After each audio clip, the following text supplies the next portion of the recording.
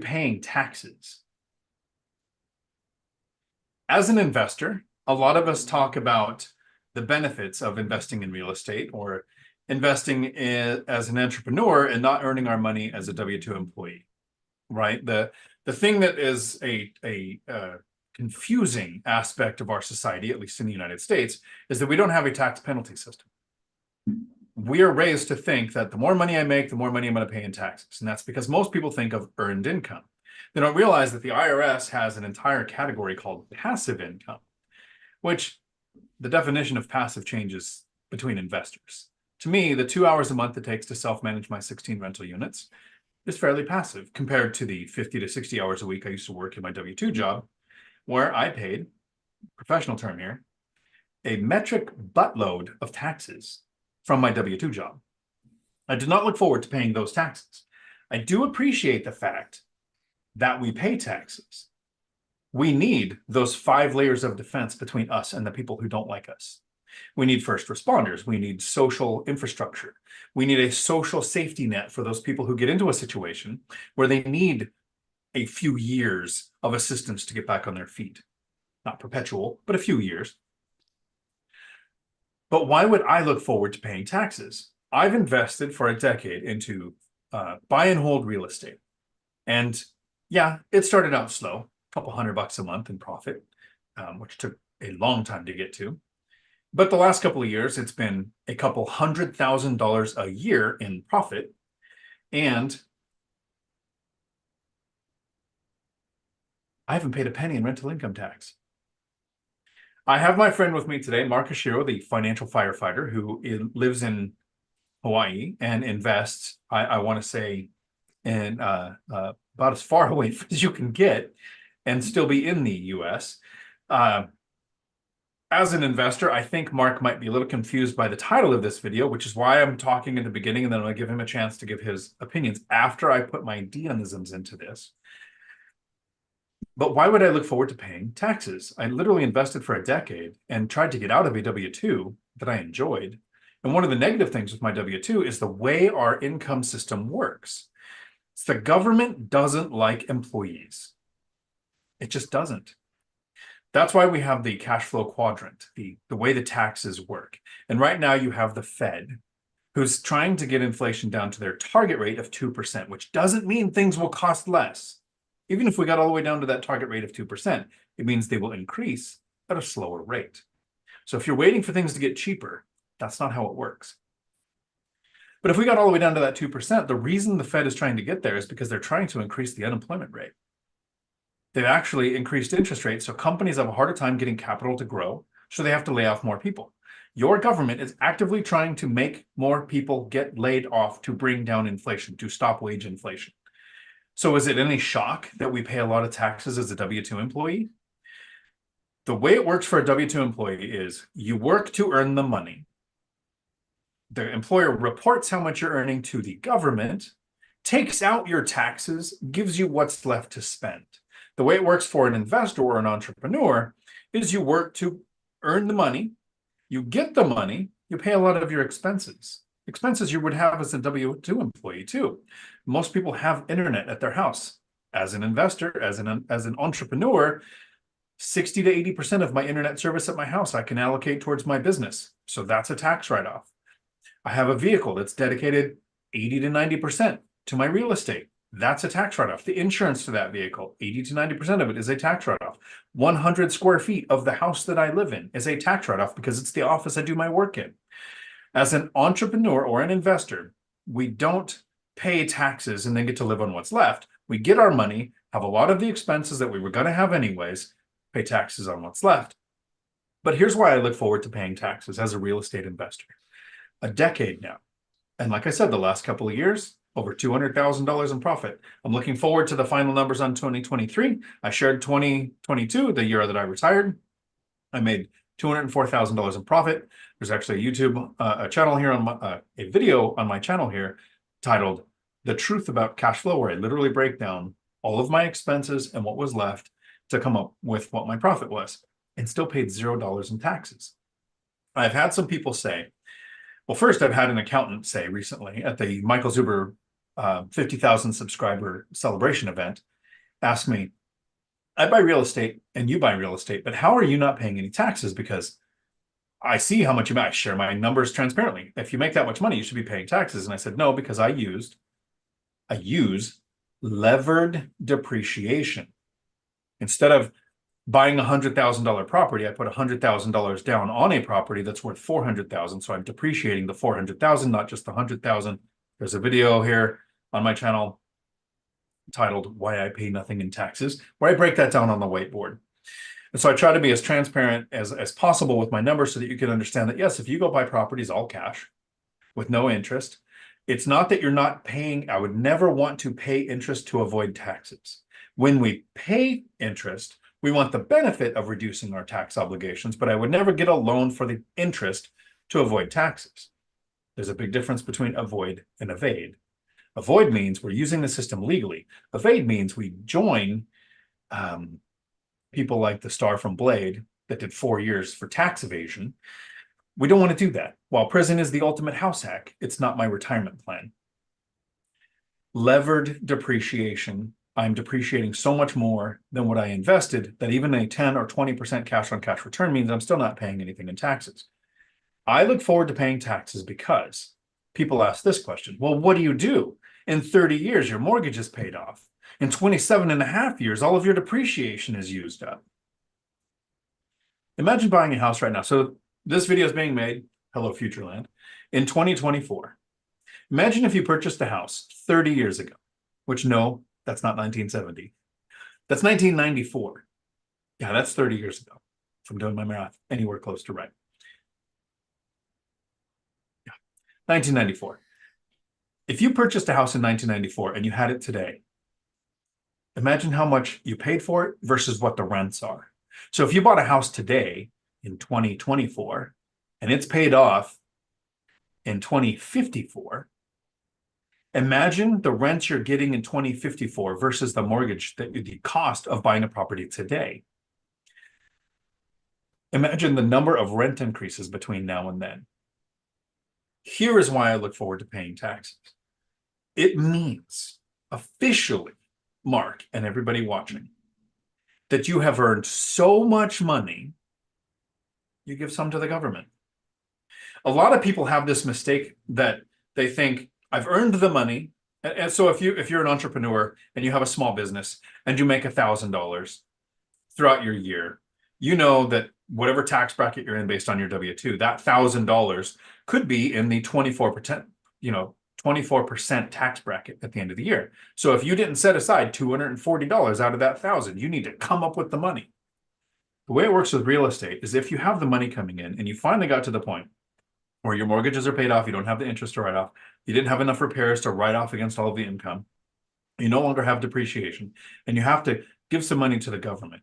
You still get your money, use your write-offs, and then pay a percentage of what's left.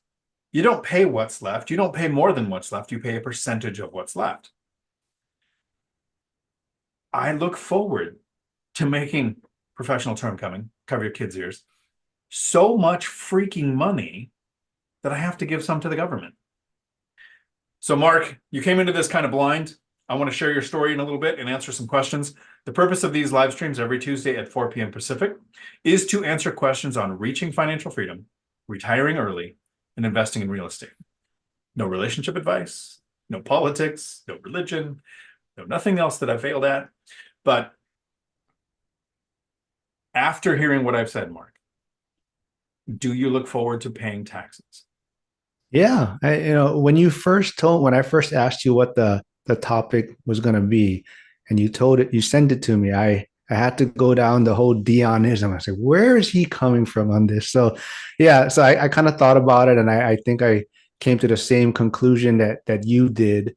I look forward to paying taxes from the standpoint, like you said, it means you are basically doing well off, or you're making enough money where you have to give back some to the government. And I'd rather pay taxes because that way, that means I've been holding on to my money and I'm paying them at the end, compared to people that get refunds and they think they're getting free money. but basically that was their money that the government held from them, right? And they weren't earning interest or using it for something else.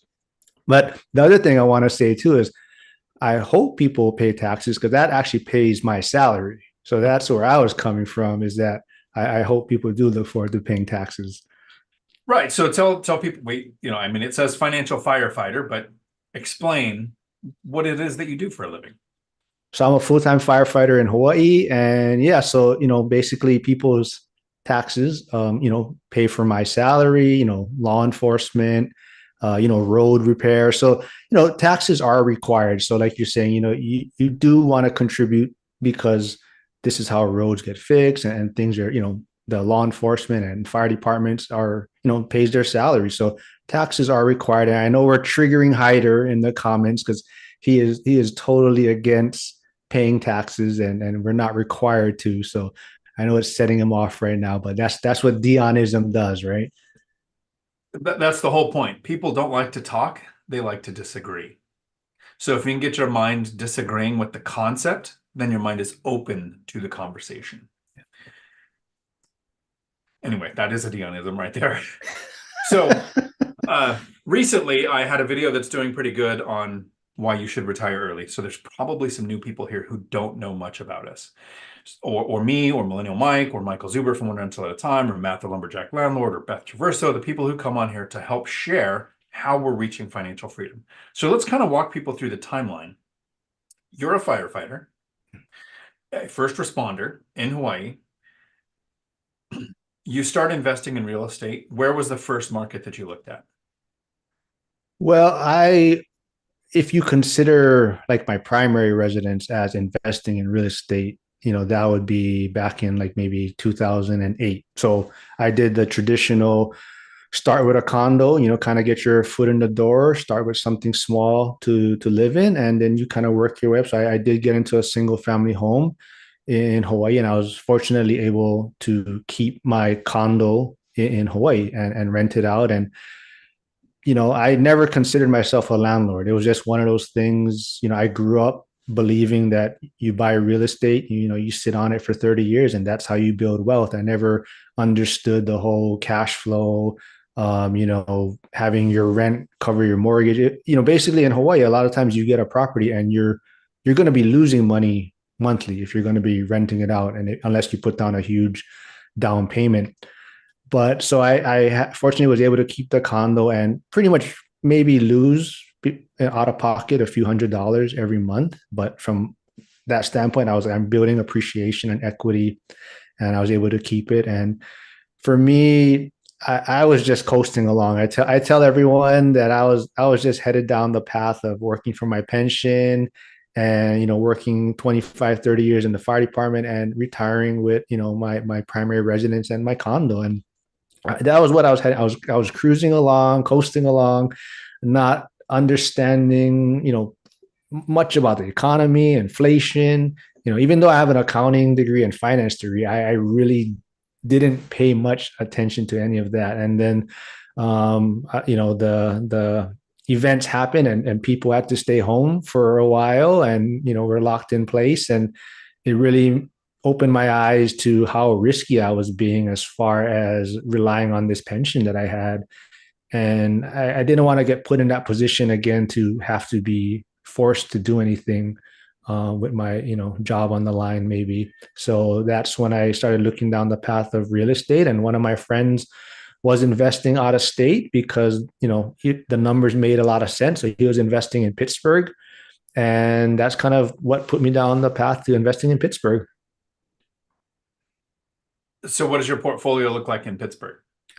So right now I have 14 single family homes in Pittsburgh. And Dion always likes to give me a hard time or mention me on his channel. And I did, this is kind of my story, and I love to tell people this, that I scaled too quickly and I made a lot of mistakes. And I think if I was to do things over again, I'd be way ahead. But that's kind of what my channel is about, and what I'm trying to do on social media is help others get started, but not make those same mistakes that I've made. And hopefully they can help others not make the same mistakes I made and maybe the mistakes that they're going to make, but we just keep layering off each other and keep, improving on that.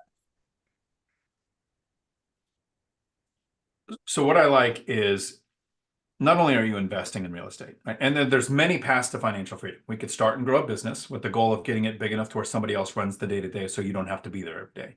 We can invest in stocks. You have dividend stocks, the 4% rule, tons of different ways to invest in stocks. And then there's real estate. And in real estate, there's hundreds, if not more, of ways of investing in real estate. But you don't just do that. You then try to share how you're doing it. You find people like Mikey, who BuzzTune just did a super chat for $10. Thank you for the support. It's much appreciated. It lets YouTube know that somebody else might like this content. And you say, here is the community of people that are doing this, because it is very easy to find the naysayers. You're going to find all of the crash bros out there saying, and I just had this conversation with a good friend, and it's my fault. I normally never talk finances with this person. He was a mortgage underwriter through the 2008 situation. He's always made good money. He has a master's degree. He's always had really good jobs, has tons, he invests in stocks, kind of. But he says, I totally want to buy rentals just like you do, Dion. I just need prices to come down or rates to come down so I can do that. And so, if rates come down, what's going to happen to prices? They're going to skyrocket. We're going to unleash demand. And so for a decade now, he hasn't bought a rental. Still waiting for the crash. He's cycled through, and I could name this every year from in 2008, we were at the peak. It starts to crash. Everybody said, don't buy because it's a double dip recession. So in 2011, nobody was supposed to buy. Lenders disappeared. We were waiting for a double dip recession. 2013, home prices started to go up above 2008, which means they were unsustainable, and they've continued to go up ever since. 2015, we were going to have the silver tsunami where all of the baby boomers retired, so it was going to flood the market.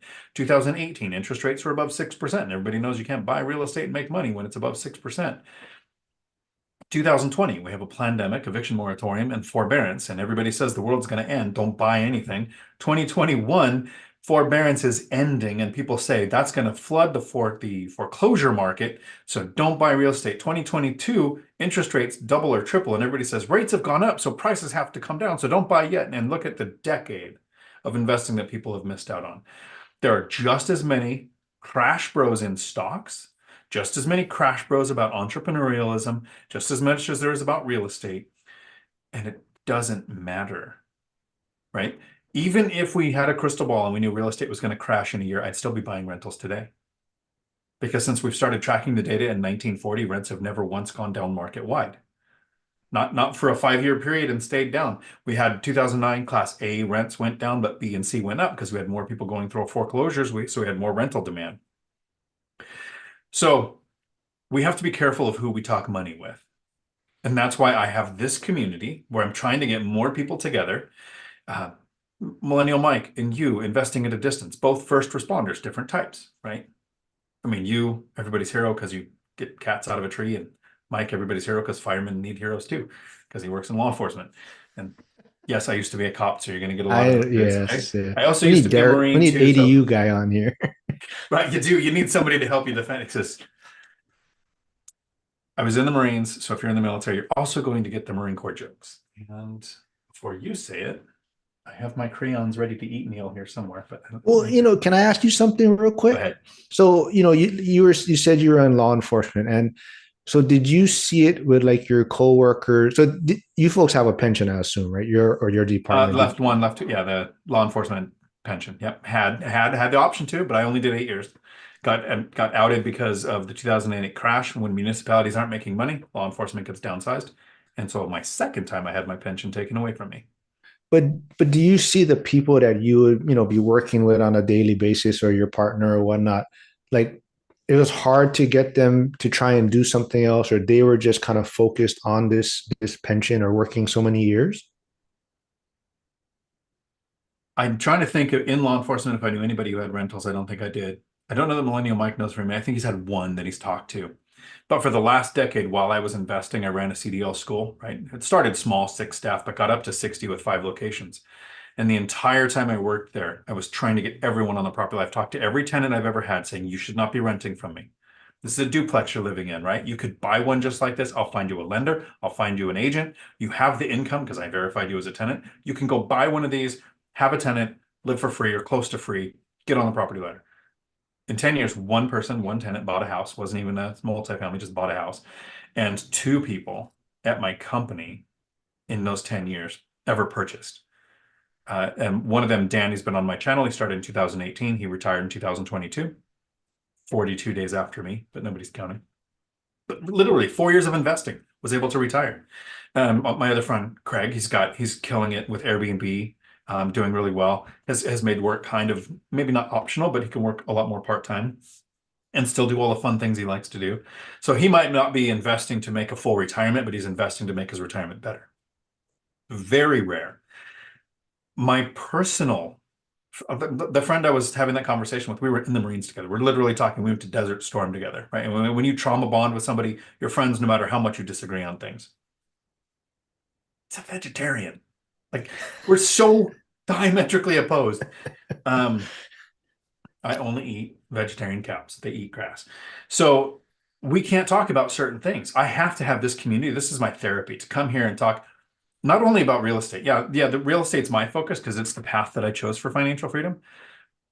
And the analogy that I hear the most is the sports stadium, right? Lumberjack landlord, you, Millennial Mike, you have your strategies on the field. This is how you invest at a distance. This is how you manage your property managers. This is how you, all of the things that you do. Michael Zuber is in the stadium with all of his millionaires doing his daily talks on how all the different paths, right? I'm in the parking lot. I'm the person out here going, financial freedom is possible. Doesn't have to be real estate, doesn't have to be stocks, doesn't have to be crypto. It can be whatever excites you, right? Invest in what you're emotionally excited about, not what you're emotional about. If you're excited about it, you're more likely to stick to your plan. We don't invest on emotions, but it's nice to be excited about what the asset class that you're investing in. And it's kind of a hard job because here's how YouTube works. You know this, you've got a channel and it's growing. You make a video and it goes out to the 10, 100, or 1,000 people who constantly watch your content. So you see their reactions, their support, their thank you. I just used the binder strategy. My tenants asked me for a 32% rent increase. I just got that comment the other day. That feels great. I help the tenant not get displaced. I help them be a part of the conversation. I help the landlord get a rent increase without having to do a full rehab or displacing the tenant. Like, they get to feel better. They get to make more money. The tenants are happy. The landlord's happy. I love that part of it. But when you have a video like I did, came out 2 days ago, it's a little over 30,000 views. I usually get 1,500 views in a week. So this is, to me, a viral video. YouTube shares it with a larger and more broad audience and larger and more broad audience until you find the people who are like, I hate landlords. I hate capitalists. It's absolute. There's a question coming up here, which I'm really looking forward to answer, from Steve for 25. Tell me about your name. Strive for 25. Okay, that makes more sense. The script's really small. Well, of course it was easy for you. You invested in the last 10 years, but did you hear me rattle off all the things that happened in the last 10 years where everybody should never have been buying real estate and everyone had an excuse to not buy? And yes, the question that you have here is, could you do the same blueprint right now, starting from scratch? Not only absolutely yes, but so much easier. When I started at Strive for 25, in case you're new to the channel, thank you. I don't know that I've seen your name before. And a lot of you guys treat me. That's one of my boys, Joe Farrell. He's one Okay. of the So people he's a change their name on troublemaker. YouTube, and I've been talking to like the same person for a year, and then I'm like, is that, oh, that's old guy REI. That used to be Frank Yeah. Contreras, right? And Frank and Cynthia. And now he's old guy, he's sharing his knowledge. So I've got to learn the name, right? Who also flew to Washington to help me tile a room. That's amazing. So old guy REI, you should check it out. Here's Strive for 25's question. Could you do the same blueprint right now, starting out from scratch? When I started, here's the starting point, just in case you haven't heard my starting point. And this was, I didn't get it. I was trying to do a short video the other day on why you should retire early. So it was only 8 minutes. I didn't mention what I usually do about me. 2008, I get laid off from law enforcement because of the crash, the municipality not making money. So I get laid off. No law enforcement agencies are hiring because everybody's struggling with income. I went to Oak Harbor Freight Lines, got a job that doubled my income, and then they went on strike. So both of those had a pension I could have worked for. So I started teaching at a CDL school, making $17 an hour.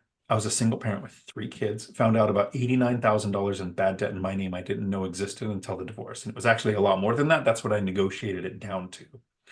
So Strive for 25. That's the starting position. Imagine being a single parent with 3 kids, $89,000 in bad debt, only making $17 an hour. It seems like it'd be really hard to get out of that hole, let alone 8 years later, financially independent, 12 years later, retired, never have to work again. Here's why you can do it right now, starting the same blueprint. When you hear somebody like me or Mark talk, and Mark goes, I have 14 rentals. I tapped into my retirement account. I deployed the funds. Maybe I scaled a little too fast. I talk about I have 16 rental units. I make about $20,000 a month in profit. Last 2022, it was a little over $200,000 in profit. I don't have the math on 2023 yet. I'll be making that video soon. You just think, okay, you invest in real estate and you have that. You'll just automatically have 14 units, or you'll automatically have a couple $100,000 a year. Could you do it now? No, absolutely not. You can't. But I started by moving from my house into an apartment and renting my house out. And for 2 years, I saved. I worked overtime. I played World of Warcraft as a side hustle and sold things online. I worked 50 to 60 hours a week. I tackled worse debt, which is there's good debt, bad debt, and worse debt. Let me know if you need those three explained. But I tackled the worst debt. I saved for my first house hack. 2 years later, I purchased a duplex, 5% down, owner-occupied duplex. If you're starting now, strive for 25. Here's why the blueprint would work and why most people, I'm telling you, 99% of the people on the planet would never do this. People talk about wanting to be the 1% and they think Jeff Bezos, they think Elon Musk. That's the wrong 1%. That's the 1% who earn their money. Elon's still working. That's stupid. It's not stupid. It's irony. The 1% you want to join, and this I get from Jaspreet Singh from Minority Mindset, about 1% of the population ever become financially independent. Make enough money without having to work to live the life that you want. That's the 1% I think we should strive for. Here's what people aren't willing to do. This is 2024. When the video is being made, hello, Futureland. That means you would buy your first duplex in 2026, right? If you think right now, prices are high, rates are high, rents haven't caught up enough, it's really hard to buy. Well, here's what shifted. I did a decade of buying real estate where speed was what mattered. I had to make an offer quick. As soon as something hit the MLS, I wanted to have an offer in, a pre-qualification letter from the lender, offer in within an hour, maybe two if it was 10 o'clock on a Saturday.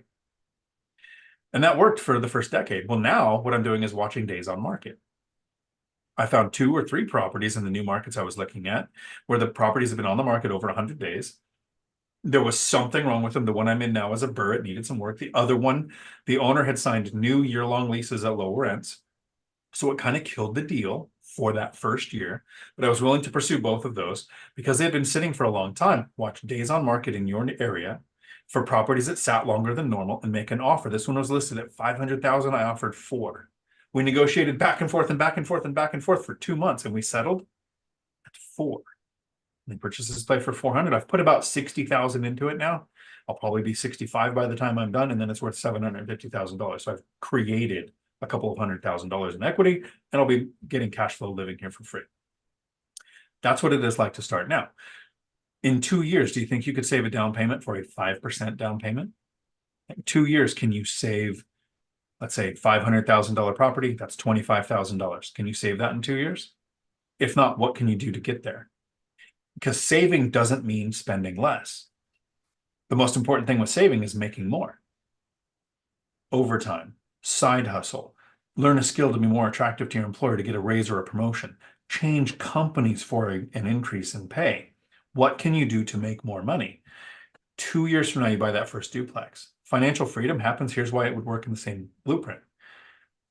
2 years later, I bought the next duplex, 2028.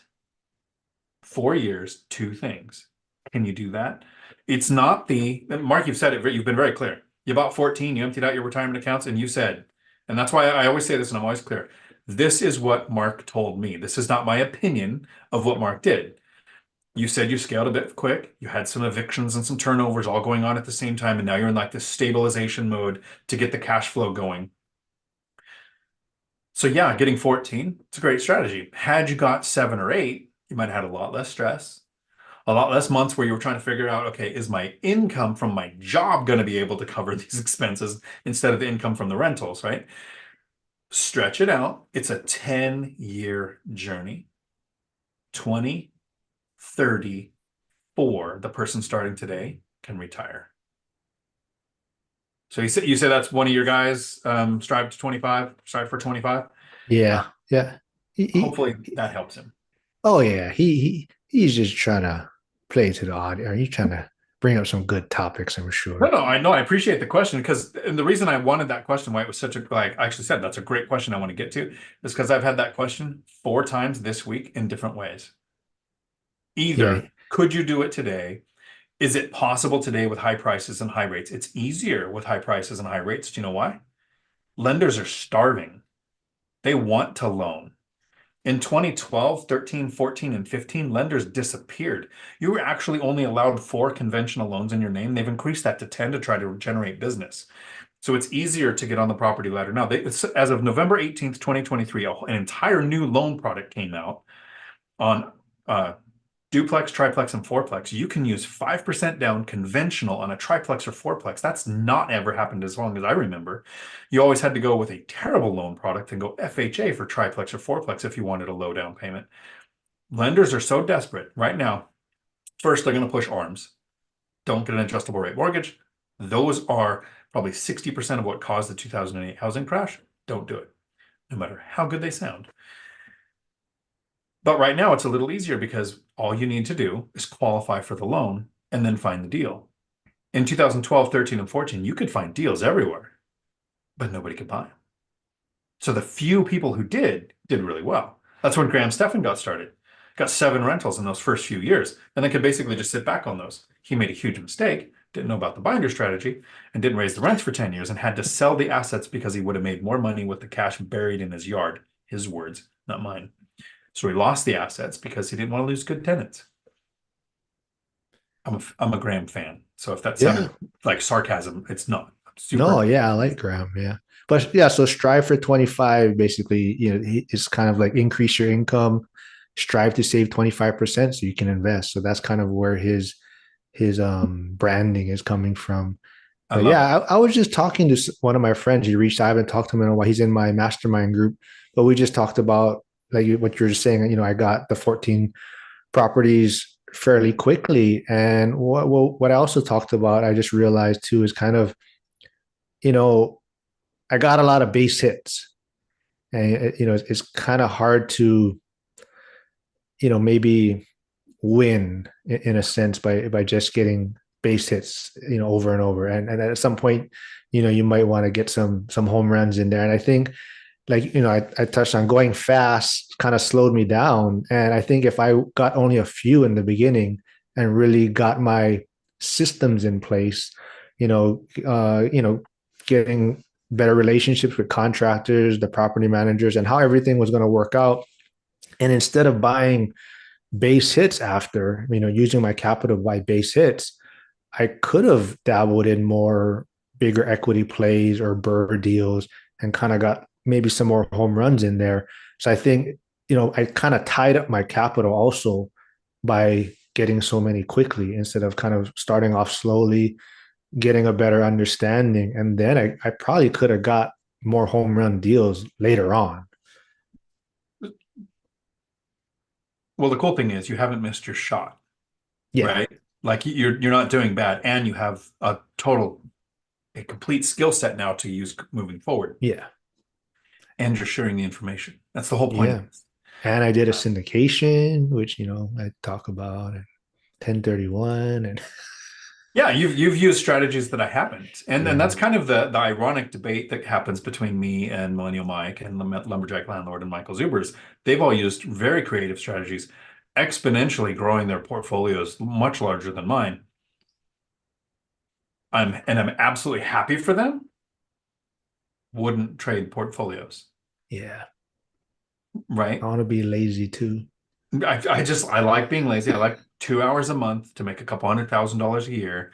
Not really trying to add. I've never had a home run. None of my purchases were home runs. I think one was probably a third base hit. I'm not a sports guy. That means you almost got a home run, right? Yeah. Uh, I'm left-handed. I was always anyway. So baseball is the only sport I ever tried. You don't get RBIs without someone on base. And so now that you've got your portfolio there, those rentals that you have going forward, they become home runs. Right? I talk about each one of my rentals produces a little over $1,000 in cash flow per unit. The average is above that. One of them is skewed, it's paid off. It's rented for almost $3,000 a month. So yeah, that one makes a lot of money. So the other ones, there might be some that are at 850 or 900 a unit in profit. It's because I haven't done 1031. I haven't done a cash out refinance. I haven't um, taken out a HELOC, right? I've done very slow, very boring, very not sexy investing. And it took 10 years, right? So that strive for 25, I love it. 25% is um, a great amount to be saving. One of the concepts I try to teach is strive for 100. If you can't save 100% of what you make from your W-2, then you still need your W-2. And so if you start saving 25 and then you add 4 to 8 years, you will be able to do that 100%. You'll be able to do, so at about the 8 year mark, I started living off of rental income, and for 4 years didn't touch anything from my W-2. That was kind of my litmus test. If I don't touch any of this money, can I survive? And I realized I was saving 100% of the W-2 income and about 60% of the rental income as I was going. I was like, yeah, this working thing is stupid. Why am I doing this? I think that's what kind of got me too, though, is I think I felt like I wanted to get out of the firehouse even quicker, more from a proof of concept to, you know, it's hard to tell people about financial freedom or hard to tell people, about financial independence when I guess you're still working a W 2 somewhat. And I think that kind of pushed me to maybe, like you said, scaling quickly when, I'd probably be a lot further if I did things differently, but, just I think trying to get out quicker is kind of what caught me a little bit. Yeah, so you emptied out retirement accounts to generate the capital and to get into this. There's actually quite a few checks and balances in place to make sure that most people don't do what you did, right? So I had a bad debt to income ratio. That $89,000 in bad debt, only making $17 an hour, right? It didn't look good. I couldn't borrow. And if I hadn't gone and talked to a lender to hear these words, I probably wouldn't have bought a rental. They said, we can't lend you. Your debt to income is too bad. I didn't even know what that word meant, or those words, what that meant. But the lender said, unless you had rental income on your tax returns. And I said, oh, really? So I moved into the apartment for them to get 2 years of tax returns with rental income. But that also gave me 2 years working as a CDL instructor. So 2 years in the same field makes you bankable. Like there's these things that lenders do to make it a little harder for 2 years. Once those 2 years are up, it's like the chains come off.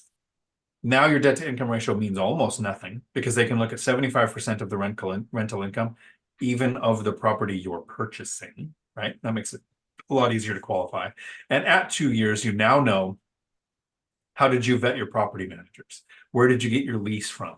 How do you accurately calculate area average rents? Like all of those basic things. It's almost, I wish there was a 2 year stop on using margin for stocks.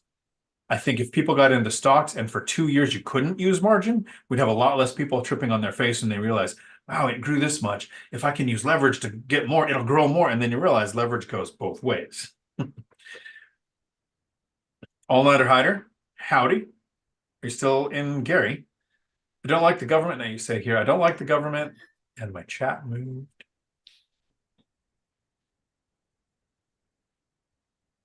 Benefiting from my labor, I like more productive society because we retain more and spend more. I agree.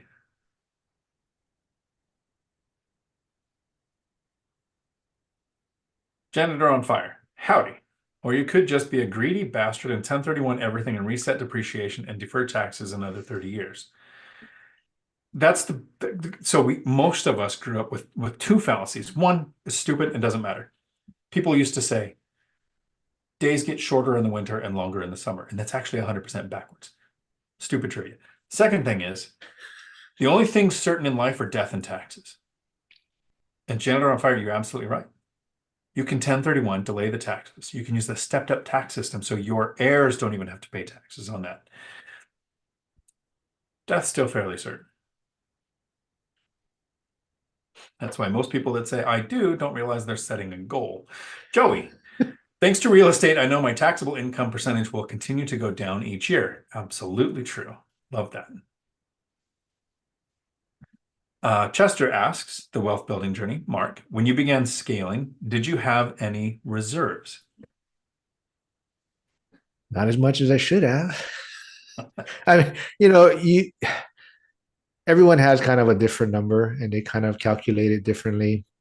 I think a lot of it has to deal with maybe what market you invest in, and that all comes back from, studying your market and researching. And maybe in Hawaii, I would have been fine. We don't deal with a lot of climate type issues, and so a lot of maintenance, upkeep. We don't have a lot of those things. So what I thought reserves would have been sufficient, ended up not being. How, And how much was that?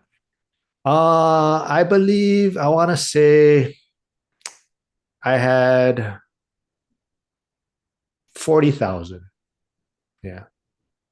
And it just kind of things.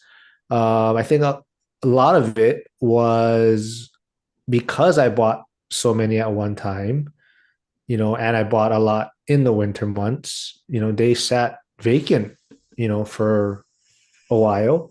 And if you use a property management company, a lot of times they take, first month's rent. So even though, let's say they sit 3 months, you're looking at 4 months, you're not collecting, and, you're paying the mortgage a lot of this time. And then a lot of times, you're paying for, electricity and utilities, because if people are going to be viewing the property, you're going to have stuff on and things like that. And so it's just things started adding up, and then, people move in, and then, oh, just so happens something breaks, or, you need this, and and then things just started kind of compounding on each other. And then, yeah, and then it kind of catches up to you. And, so it happens. But I definitely would have went slower, and maybe I did have enough reserves, but I didn't have enough properties that were stabilized. Didn't have enough tenants in place and whatnot, instead of trying to fill them all at one time and whatnot.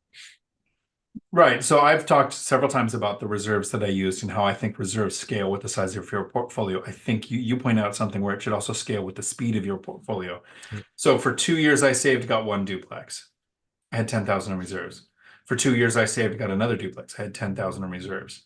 At about that point, I increased my reserves to 30,000. And 10 and 30 was always enough because every 2 years I was adding, which meant I never really had 3 or 4 rehabs, vacant units. I would have a duplex, get it stabilized, have a year to save, get a duplex, have it stabilized. So a slower portfolio could go with lower reserves, right? I had 30,000 up to 16 rental units. And then when I quit my W-2, I raised it to 50. Since I have a fairly stable, I've had 5 tenant turnovers total in a decade, so it's fairly stable. And my systems for investing specifically are targeting properties where people don't leave. I do a few things that people just hate. I get so much hate for this. You had units vacant in the winter. It was really hard to find a tenant. So a lot of people will say, make sure your leases end in the summer because it's easier to find a tenant. Why? It's because people don't like to move in the winter, right? So my Yeah. preference is that all of my leases end between November and February because people don't like to move. So yes, when I do have a tenant turnover, it hasn't been. My longest vacancy was 4 days. So try scrambling to get everything done in 4 days.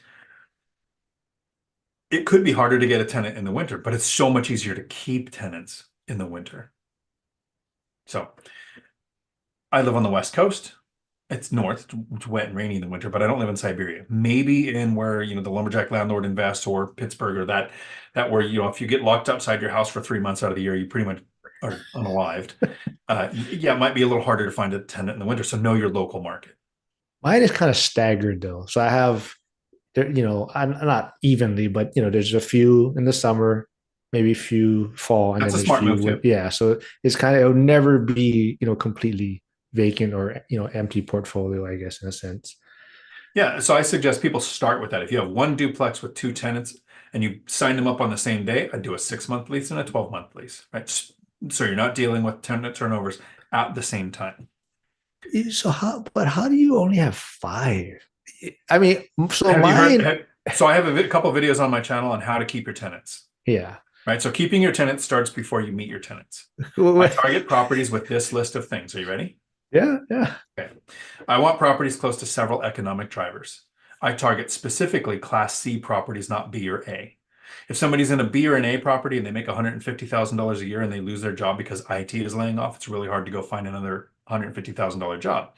But if somebody's making $60,000 a year as a first responder, school teacher, on-base contractor, whatever they are in the areas that I invest, unemployment will pay their rent, and it's very easy to go find another $60,000 a year job. You can even change careers and still go make $60,000 a year. So I've had tenants lose their job, never miss a payment of rent, continue to work to live there.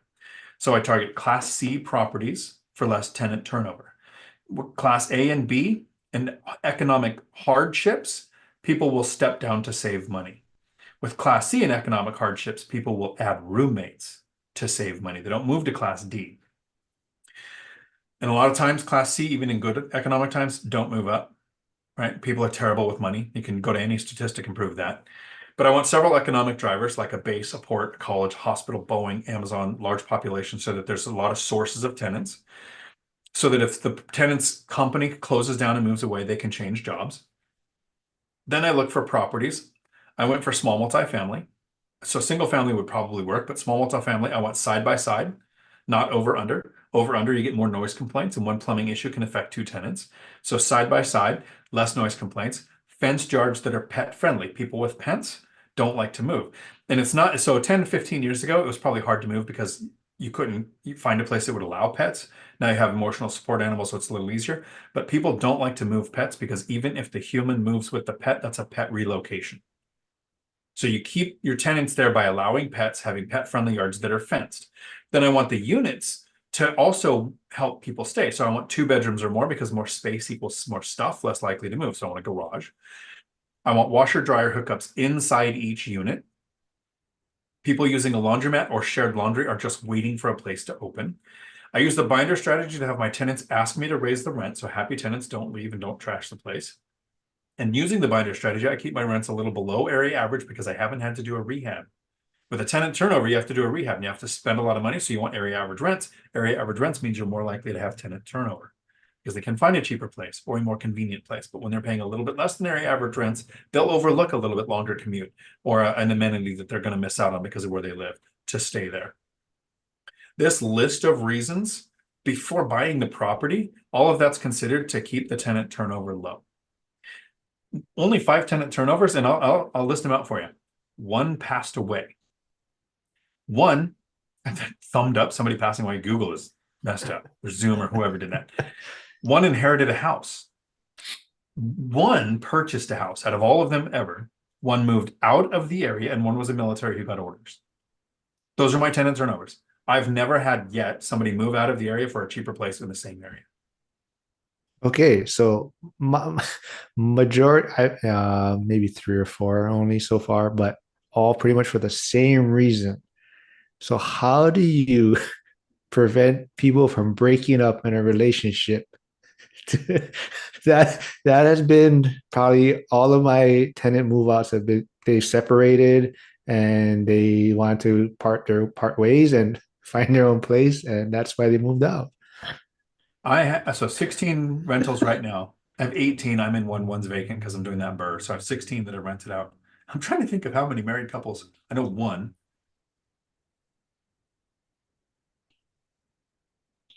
The one who bought a house was a married couple. I don't think I've See, never that considered might that be before. part of your strategy then. Do not. Yeah, but I'm not actively, I do this though. So they split up, did they have kids? No, they just Okay. they weren't even married. Some of them were just like date or whatever, boyfriend, girlfriend, and got a place together and they So yeah. there's the thing. If you have a boyfriend, girlfriend place, you have a lease signer and a co-signer, right? So one person is primarily has to qualify on their income alone. It's considered a roommate situation, right? So I've got a few 2 or 3 roommates. Actually, there's a place where there's 3 roommates in a 2 bedroom that are probably moving to a 3 bedroom of mine that just is coming available soon. So they're probably going to be moving to that. But each one is responsible for the entire amount of rent and qualified for that. So then you can have a breakup and one of them is going to stay. So your screening criteria is everything. Well, And it depends on your area. yeah, it's more just they didn't want the space anymore. It was like, they just like, I don't need this space, and I'm once my lease is done, I'm out of here. Maybe you're the divorce whisperer. Yeah, I know. Conversations with Clint here. I know I'm different than most RE investors. You're different than me, that's for sure. Not in a bad way, just you're different. I have always been of the mindset of paying off my properties as soon as possible. Instead of making the banks richer, I pay myself the interest. I would pay 1,000% in interest for 1,000 years if I could get the yield I wanted on my money. I don't care what the bank makes. And paying off a mortgage was probably top 9 mistakes I've ever made. It's in that top 9. It cost me $1 million. I paid off one mortgage on accident. When I did it on purpose, but it cost me $1 million. If you pay off a property, you're only gaining appreciation on what you've invested. You're only depreciating against the amount of money that you've invested.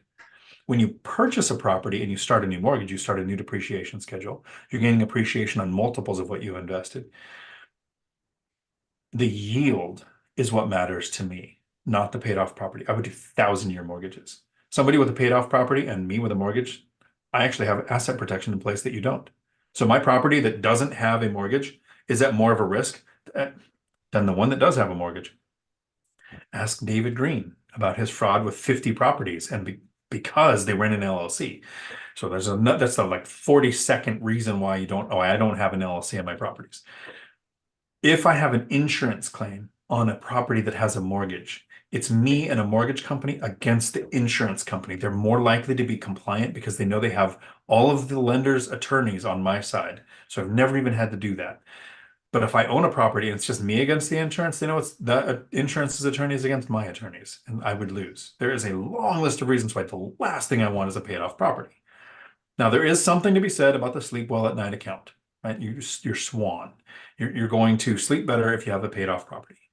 But the opportunity cost is so big that, and I see this often. I've got a couple screenshots because I wanted to make videos about it in the next couple of weeks about people going, oh, the way to retire early is just to have no debt. I'm like, no. If it wasn't for debt, I would have to work, and I wish I had more. The right kind, there's 3 types. I want that one that's the right type. But conversations with Clint, my brother, reached financial freedom at 50. I didn't do it till 52. He's been retired now for 9 years. He's killing it. And he's doing everything he wants, totally has a great life, and he has 10 paid off rentals. So my way is not right. My way is right for me. He used a home equity line of credit, purchased properties that he would then go put sweat equity into because he's really got craftsman skills, and he would make a good rental out of the place. And then he'd pay off the HELOC, rinse and repeat, did it 10 times, and then he retired. I don't want to do any of that. I definitely don't want to pay off the debt. My tenants will over a long enough period of time. So we're different. You're probably more right than I am. You're definitely more right than I am for you, right? Conversations with Clint. Hopefully you understood that and it didn't sound like I was being a giant douchebag. Because there's no one right way to do this. There's a right way for you, and there's a right way for me. And for me, as I wish I had more debt. Actually, I do. When I was growing my portfolio, I wanted a 70% loan to value. So, right, so there is a limit. I don't want maximum amount of debt, loan to value debt. I wanted to be gaining multiples at least twice as much appreciation than what I invested. And 70%, it kind of works out that way. When I retired, I wanted to reduce it to 50, and I've overshot. I'm at about 40% loan to value. Do the math on this. Gross value is like 6.9 million. I have 1.8 million in debt, whatever that is. I think it's way too low. I want to be around 50% loan to value, so I might take out a mortgage on this property when the BRRRR is done. So yeah, I do want more debt. Yeah. A lot has changed since I first started. When I first, I think everyone, when you first get started, you're like, I want 100 properties. I want all of this. And once you start doing it, a lot of times people's goals change. And I think coming across you changed my viewpoint on a lot of things, but that whole lazy thing kind of attracted me. But even Coach Carson at the Vegas event was super. That story he told in the beginning about the three couples, with different portfolios, and the one that had the smallest portfolio was actually the most financially free in a sense, right? And I think that was super eye-opening. Yeah, it really comes down to what are your goals? Are you trying to have bragging rights for unit count? Are you trying to create more generational wealth decades down the road? Or do you just want financial freedom? But there's a difference. Generational wealth is not financial freedom. I actually don't want my kids thinking they have millions coming as soon as I pass away. They do, right? I just don't want them to be unmotivated to produce anything on their own because they're expecting to get something from me when I die. And as Julie pointed out recently, my next ex-wife hasn't even been born yet. And when I'm so old, she's going to be 18 and take everything from me. And my kids aren't going to get anything anyway. So what is your long-term goal? And for me, it was the most important thing we can do for our kids is not leave generational wealth. That will happen as a byproduct of the thing that we can actually do. And that's to become financially independent. So we're not a financial burden to our kids when we're too old to work, because eventually we will be too old to work. Rob says Dion would be buying rentals, but not burrs. No, no more burrs. One and only. Conversations with Clint, paying off my properties really does mean I pay more in taxes. However, I still pay 10 to 17% less than a W-2 employee from write-offs. Yes. And you're not paying the interest for the write-off, but you are not getting the bigger depreciation. Again, it's the right strategy for you. Doesn't, because mine's different doesn't mean mine's right.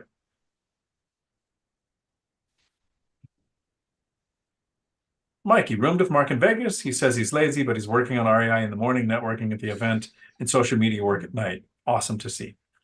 It was great to do that. So I had a very similar experience.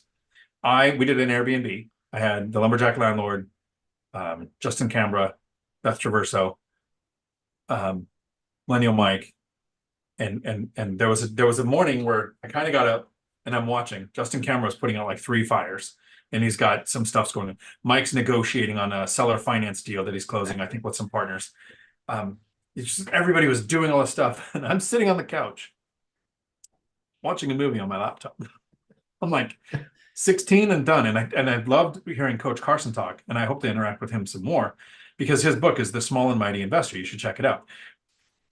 My interpretation and something that I was saying before I found the book was I don't want the biggest portfolio possible. What I want is the right amount of cash flow from the least amount of units, which for me is small and mighty. For some people, the right amount of cash flow is $200,000 a month in profit, not $200,000 a year. We all have different goals. But that's the question that most people never answer as investors is what is enough? Have you thought of that, Mark? What is enough for you? What is your tipping point where you're like, okay, I'll buy a rental if I see an amazing deal, sure, but I'm not actively out there hunting with several searches set up, making offers and combing through things every day. I think if I wasn't in living in Hawaii, I think I almost would be well, if you included my pension kind of thing, then I would be pretty close to enough if I wasn't living in Hawaii or had plans of probably being here to some extent. So, my ultimate goal or plan was 20K a month, and that was part of it was factoring in being in Hawaii also, and a lot of it, is also when I do retire early from the firehouse because technically I won't be able to collect my pension till 55. So that's part of it. They don't usually And tell you that when you're 18 signing up. yeah, They say 20 years, you're eligible. yeah. No, well, no. So actually, so that's why. So the same thing I tell people, like, the pension keeps changing. So even the younger guys that are getting in after me, their requirements are different. So like for me, I wouldn't be able to collect till 55, whereas the guys that got in, I want to say I missed it maybe by like 5 or 6 recruit classes, or maybe a little bit more, but they could get out at any time as long as they, hit the 25 years. They could. So there's guys that got out at 45 because they got in at 20 and they've been collecting the pension the whole time. So, but they've changed that because guys were, collecting too much for too long. And then, even like the medical, previously, husband and spouse or whatever, wife and spouse got the free medical for life. And so they took that away. So only like when I retire, I'll collect medical, but that's it. So, and then now the new guys coming in, they don't get the medical anymore for life. So they keep reducing and extending, the requirements for the pension and the requirements. In my mind, I think pensions and social security go into the same box. We should invest and create our own income Yeah. that doesn't take us selling our life 1 hour at a time, so that the pension and social security are a nice bonus, but are okay if they don't happen. I see old guy area. I did a super chat here, which jumps you to the front of the line. You sure are buying a lot of tools. What do you mean, no more birds? I mean, no more birds. I do have a lot of tools. Maybe I'll just have a yard sale. So would you, but so how much work are you doing yourself on the burr? So the first few months, not too much. I do demo anytime I buy a place. I'll do the demo ripping the carpet out. You just take a sharp knife in, you cut little squares, fill up the back of your truck. It takes a couple hours. I'll do that. Gives me a good feel for the place, right? And then generally the first couple of years of investing, I worked next to my handyman. How long does it take to repair a deck? What the heck does it take to put in a jamb for a door? How do you true a door? Like, how does all this stuff work? I didn't know any of that. So I worked with him and now I have the scope. Somebody comes and says, I'll put that door in, it'll be $500. I'm like, no. It's about 2.5 hours worth of work for 150 bucks an hour. Here's what it's going to cost. How many, like I can kind of break down the scope of work. Not that I want to do it. So then I retire and I come out here. And then I have this bear wrestling match with our municipality on permits. So I have time between, and I live here and I'm retired. And I would have been in Thailand for 6 months now if permit process had gone easy, but it cost me this entire winter. So no more birds, mainly because of that. So what am I doing here? Tile the bathroom. I was going to tile that. And Frank was like, Dion, I've heard you talk. You'd be so terrible at that. Can I fly up there and do that with you? And so he came up here and he helped me learn how to tile. So he did that. And then I tiled the kitchen at Backsplash. So I could learn how to do something. And I'll never be able to thank Frank enough for the skill set that he taught me that I never want to use. So what else am I doing? I know I've done more here. I'm hiring most of it. Just simple stuff. I'm trying not to do too much of it, but it's real easy when some of it is, yeah, I've got the tools. What else? I know I've done something. Oh, a hood vent for the kitchen and routing all of the ducting and all of that. Simple stuff. No more burrs. This is not my thing. Even if you didn't do any work, you No, wouldn't. because it's the emotional damage that happens. That's great. If I knew his name, I'd plug his Yeah. channel because I'm a follower. I've never interacted with him. He's just got great comedy. Um, Going to my municipality to beg for permission to spend my money upgrading my property. I never want to experience that again. Land of the free. Bull Dookie. Robert Finelli. Let's follow that. Just got a promotion and huge salary raise at work, 40%. Am I allowed to give myself a one-time $300 weekend treat? $300 is about 1/5 of the salary bump I will get per month after taxes. So Robert, hopefully you're still there. I don't know if you know this about me or not, but I've never had a budget and don't want one. I've actually now created reverse budgets. I wouldn't do that until after reaching financial freedom. I'll explain those if you like. What I did is I tackled my largest expenses. I house hacked so that I would never have to think about the small expenses. So if you're not house hacking and you have to look at those small expenses, run the calculation on what Michael Zuber calls, and explains it better than I would, disposable income. Your money, including the raise that's coming in, take out what is called your burn rate. What are you paying for housing, transportation, food, healthcare, all of the expenses that are going to happen whether you travel and do fun or not. What is left? Take that and divide that by how many hours you worked to get it. Most people have about $2 an hour in disposable income after you take out travel to work, the vehicle, the expense, your housing, your internet, your cell phone, all of the expenses you have every day. What's left? It's a couple of dollars an hour. So $300 is the weekend fun worth 600. That's completely bad math. $2 an hour. Yeah. 600 hours. That's not right. I can't math. How many hours of your time, of your disposable income, is the $300 worth? That's what I would calculate. If the raise, if you don't increase your expenses, gives you 20, or let's say give you a $50 increase an hour, $300 with a $50 increase of disposable income means you're going to be working 6 hours for that $300. If your disposable income is $10, that's a very different metric. If it's $2, like most people, you're working forever. That PlayStation, this is what Zuber uses as an example, that the parent buys for their kid when they only have $2 in disposable income, is a couple of months of work for this toy. That's the metric I would use for that. PE turned RE. I'm doing it today, year 2 of the journey on property number 2. That's awesome. You are on your second house hack. I actually did a video recently on your second house hack. Looking forward to seeing how your first tenant listing there goes too. CJ, if you have the financial control and focus to save for something for 2 years and then make that move, I really believe you'll be successful. It's hard to stay focused long-term while saving for the first. The first 5 years suck. And so Mark, you took the money out of your retirement account and scaled really fast, right? I took all the money out of my retirement account and bought the 6th property with it. I had 5 properties, my investing sea legs under me, my systems in place, all my handyman knew how to use the Thumbtack app, good screening process to just narrow down my criteria on helping limit tenant turnover. And then it was like, I'm confident in my ability to get a return.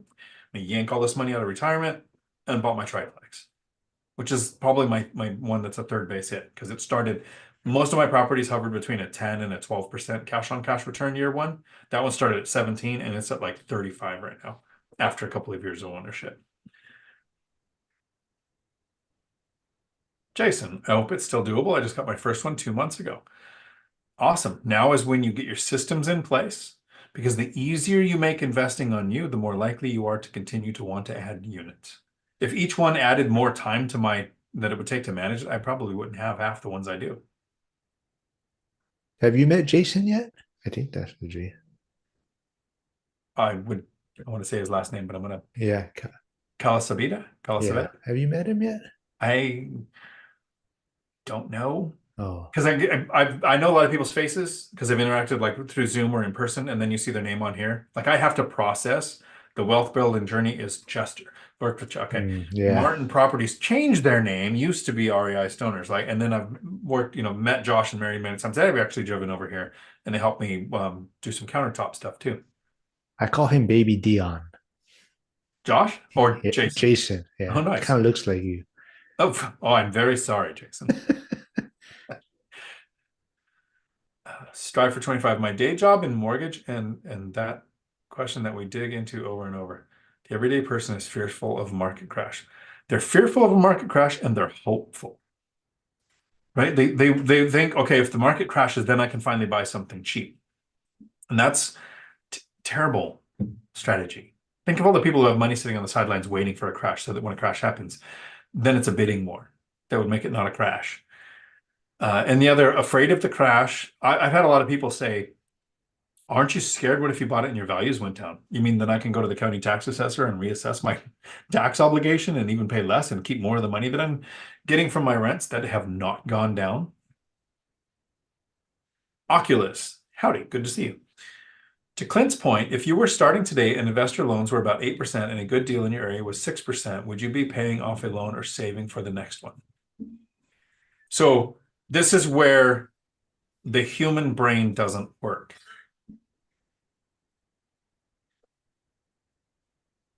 A 10% cash on cash return on a property can happen with a 0 interest rate loan or a 50,000% interest rate loan. They're not related. Your yield is based on what you've invested and what your profit's going to be. So a 6% cash on cash return versus an 8% investor loan, would you pay it off?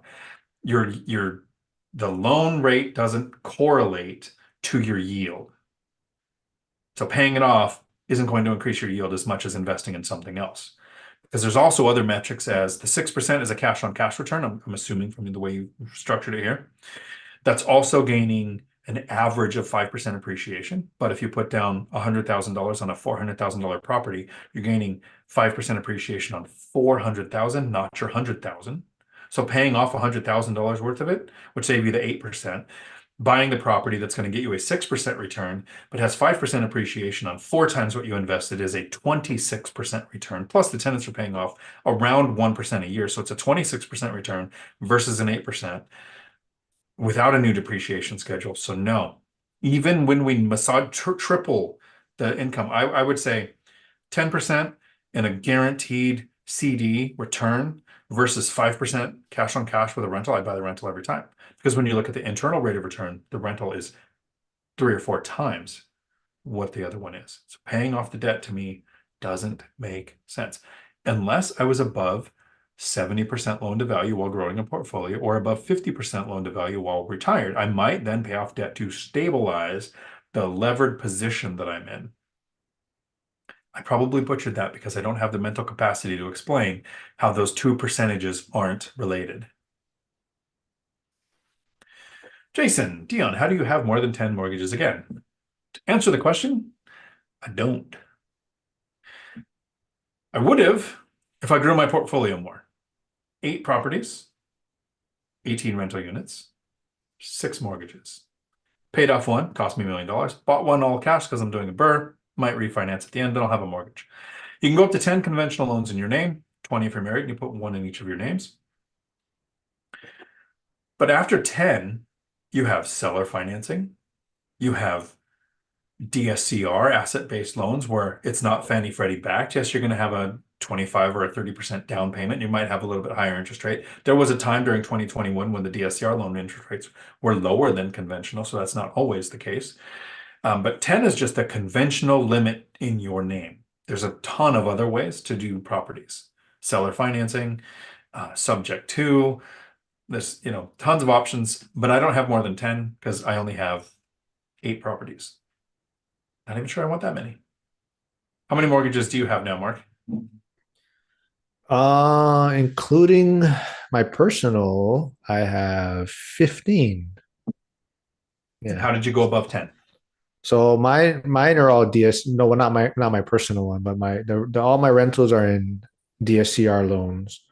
Um, yeah. So that you talked about debt to income, and that all of that, the lending side and Zuber talks about it all the time, is like, it's a whole lending world out there. It's something completely different from, even just the real estate side. And that totally opened my eyes to everything. Like I just thought you went to a regular bank, you just go to a bank, or, your neighborhood bank, and get a mortgage, get a loan, and that's how you buy properties. And, having a, over $1 million home in Hawaii, my debt to income was already on the kind of higher side.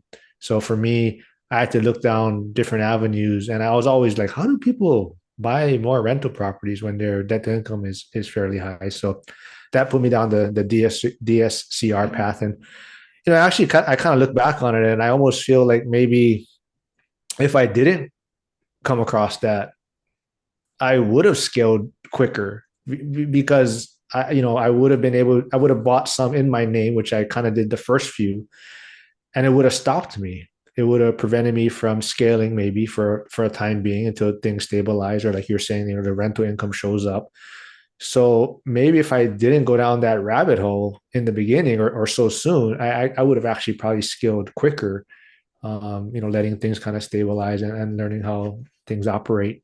So in hindsight, maybe it wasn't the best. They always talk about how the lending world has changed, and things are not going to crash because lending standards have changed. But but DSCR has kind of still made it a little bit easy for people to get, rental properties, even when they may Is it not an be. adjustable rate though? No, it's not adjustable rate. Right. Yeah. So So 51% adjustable rates in 2007 versus 13% yeah, last year and 3% in 2019. Like it went way down from yeah, 51%.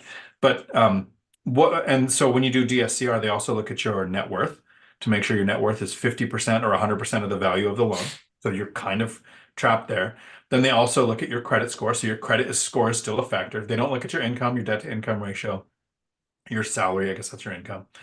But they do look at how the property performs. yeah, And that leads yeah. us into a question here from Jason.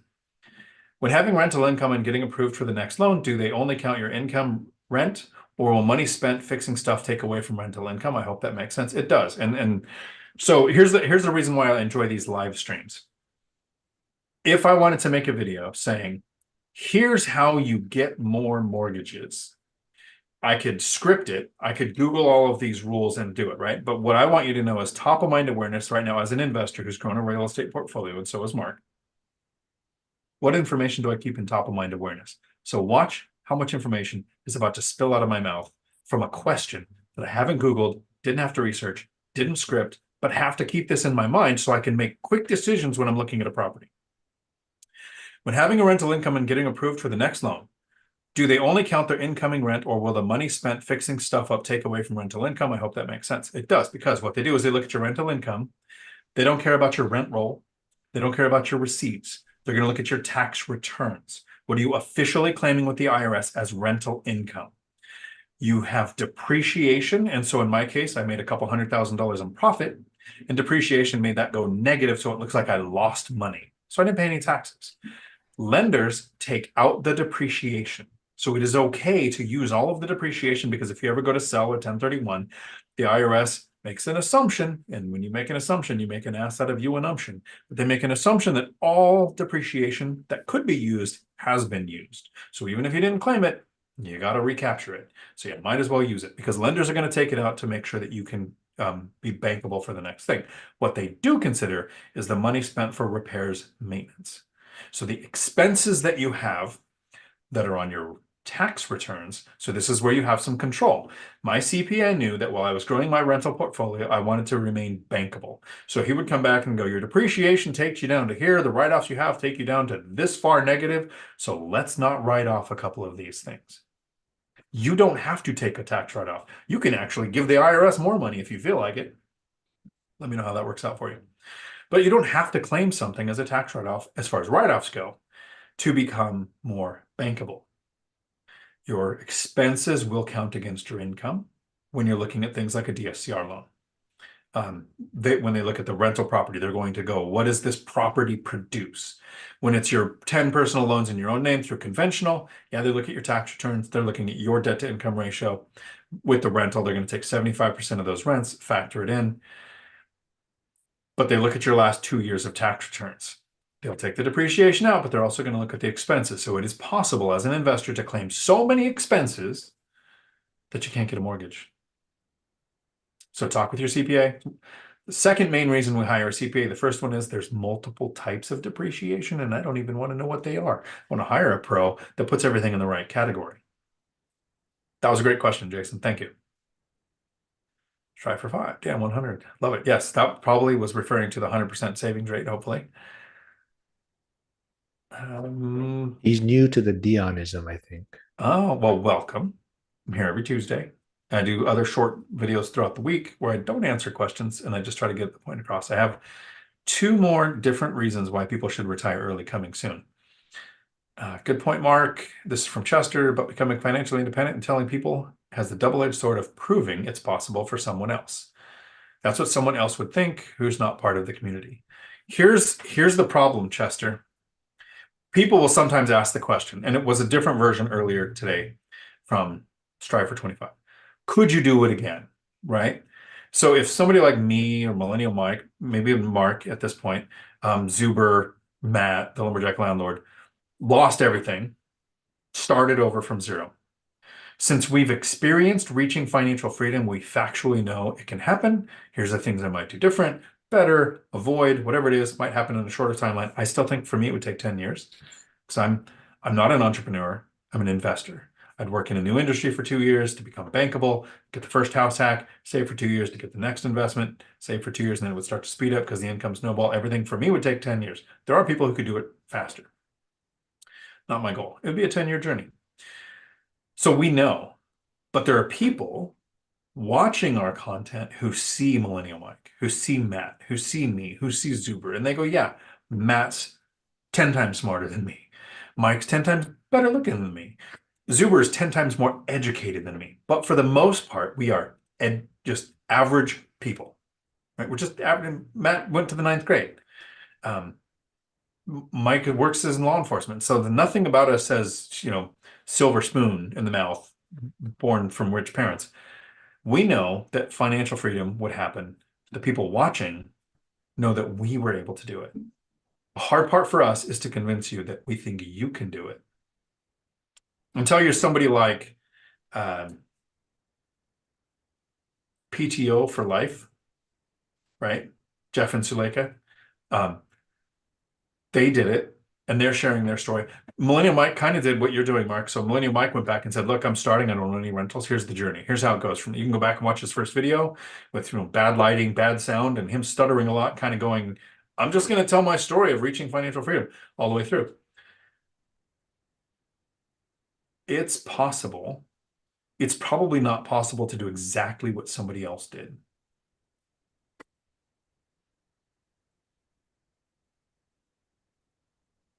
Oculus asked Mark, are you still in growth mode?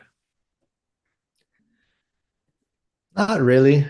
I think it's really I've come to the conclusion that I'm really am lazy and I don't want a big portfolio and I'm kind of comfortable where I'm at. And it's more for me, it's more building the social media side.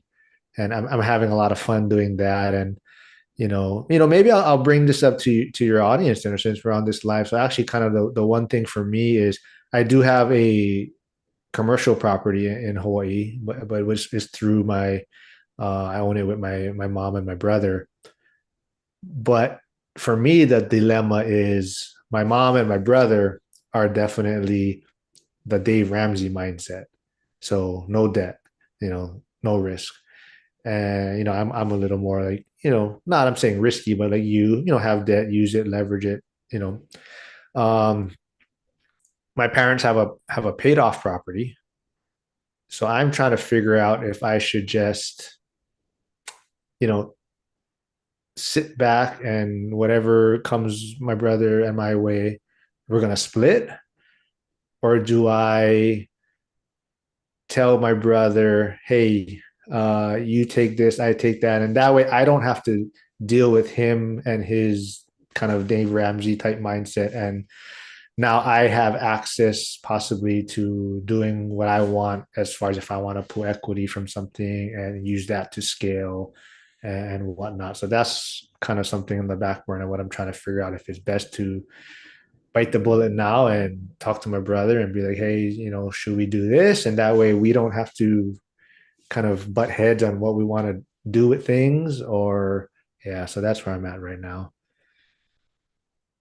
I think I'd come up with a couple of scenarios, different options, and present them and let them choose. Right? I'm sorry, I've probably asked you this, Mark, and I also hopefully I've told you about my memory issues. You have kids, right? One, yeah, he's gonna be 9 pretty soon. Okay. Yeah, Have you learned this lesson that a parent learns somewhere around when your kid's 9? You can't come home and go, what would you like for dinner? yeah, You can come home and say, for dinner tonight, spaghetti, hamburgers, pho. What do you feel like today? yeah, You give 3 or 4 options and it kind of narrows down, and then they might even come up with something from left field that they had those options to choose from. So if you and anytime you're talking about partnerships, the goal is right now, while everybody's getting along and you have this conversation, I'd probably figure out what the options are. And then once you guys choose one, get everything in writing, because right now you're getting along. yeah, Halfway through the process of trying to do what you were thinking, and there's a disagreement, that is not the time anybody can put something in writing that you'd like to do. So once you determine, okay, here's the options, and you figure out what their feedback is, what would work for both of you, like you were doing in LLC, like here's the operating agreement, here's the contingencies, here's the plan for all of these in writing now while you're getting along. Yeah, I mean, it's all in. I mean, there is a trust, so everything's in writing. It's just a matter of if I'm like, should I just, kind of like Coach Carson, right? What is enough? So is it fine to just no risk on the table and whatever happens happens and be comfortable with that, or do I am I looking to scale? And I think right now, if I was to decide, I think I'm actually just kind of comfortable that, yeah, no risk is fine. There's no need to put any chips on the table and kind of just So you what if know, you have your real estate portfolio that's yours, then you have this commercial property with them, and in your mind they're separate. This is the real estate yeah, yeah, portfolio that as I have yeah. strategies to grow with, I can, and this is one because it keeps them happy, and I kind of agree I'm okay doing this without the I risk. yeah, I think that's kind of why maybe it was a little risky or foolish in the beginning of my journey because I kind of had that in my back pocket. So I think that was kind of like the ace in the hole. Like, okay, if things just blow up on me and things, this is kind of my fallback. So I think that's kind of what I was looking at also. So if you did decide you wanted to go with more debt, more risk, Jack asked this, is there a way you could buy your family out? Um, yeah, it would be more like, as far as in the trust, whatever the percentages were now, it would probably be like, hey, do you, my brother, do you want to take the percentage of this property at the end?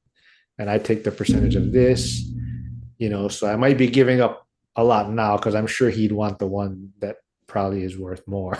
So it'd be like, do I bite the bullet now and just say, you take this and we split it that way, but that way I don't have to deal with him or butt heads with him down the road.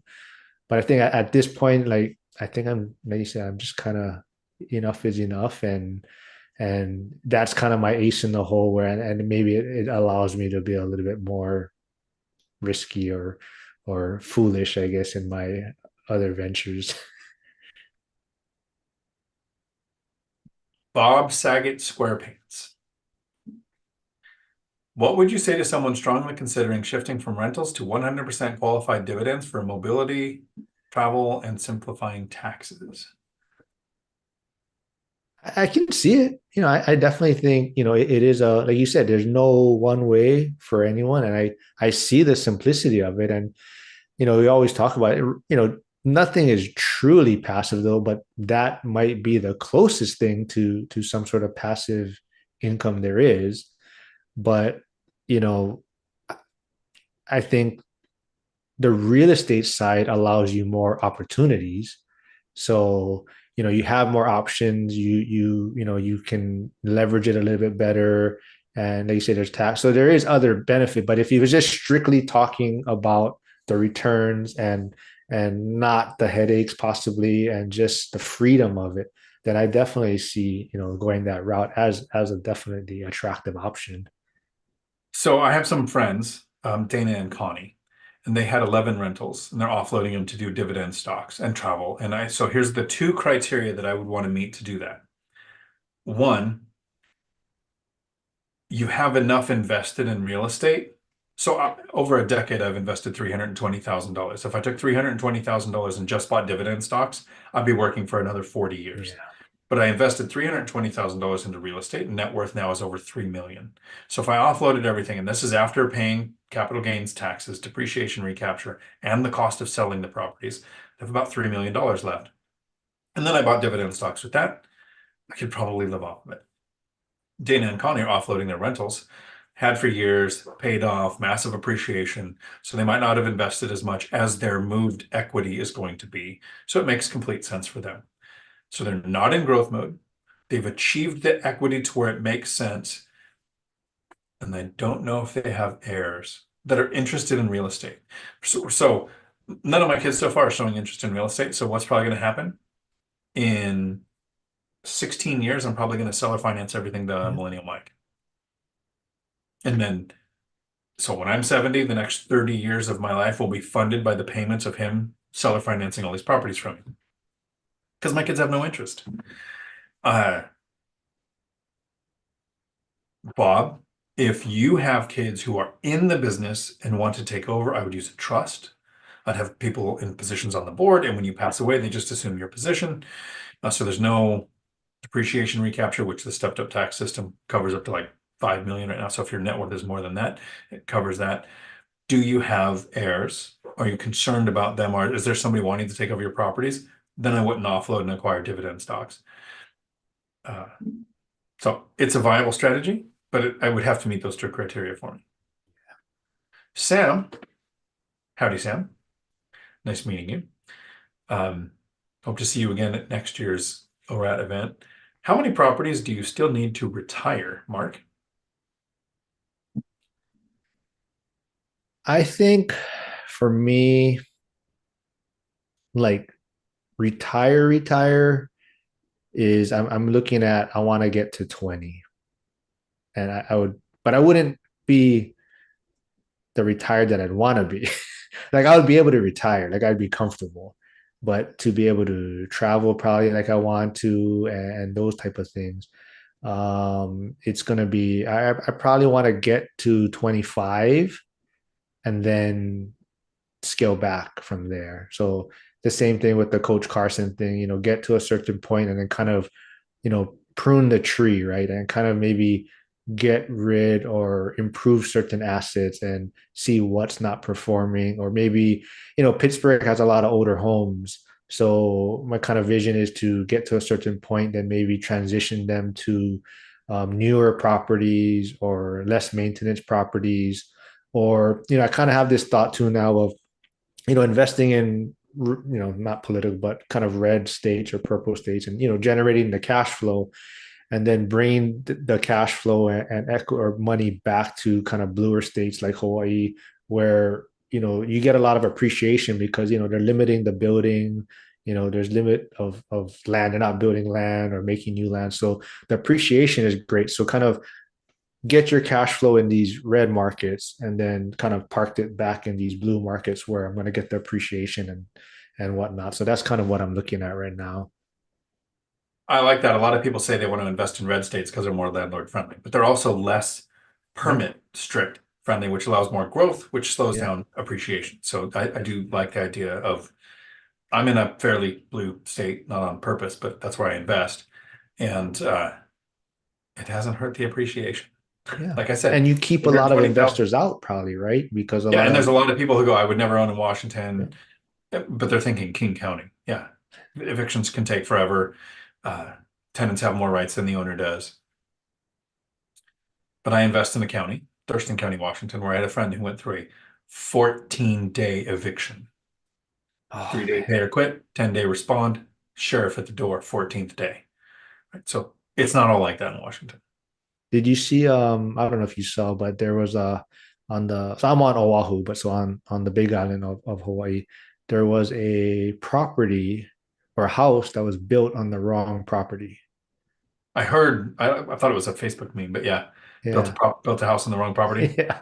The owner, Wasn't he gone for like 6 years, came back and he was like, hey, there's a house here. no, the owner, I guess, bought it in a foreclosed the land, and they live off island, and the realtor called her and said, "Oh, we just sold a house, but it's on your property."